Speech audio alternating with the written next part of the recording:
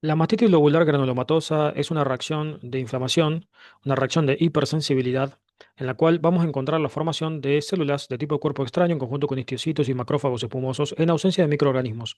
Es frecuente en mujeres en edad fértil, se puede encontrar correlacionado con la hiperprolactinemia y así también se puede encontrar correlacionado con el embarazo. Es un proceso benigno, necrótico, no calcificante. Es decir, que no se van a formar ningún tipo de cavidad, ni fibroquística, ni una necrosis tipo gaseosa.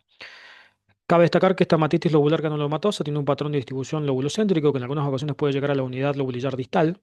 Aquí lo que nos encontramos son con esas células gigantes multinucleadas en el trasfondo de todo un infiltrado denso linfocitario, que es lo que nosotros podemos visualizar aquí. Y aquí nos encontramos entonces con ese patrón de distribución lobulocéntrico de la mastitis lobular granulomatosa.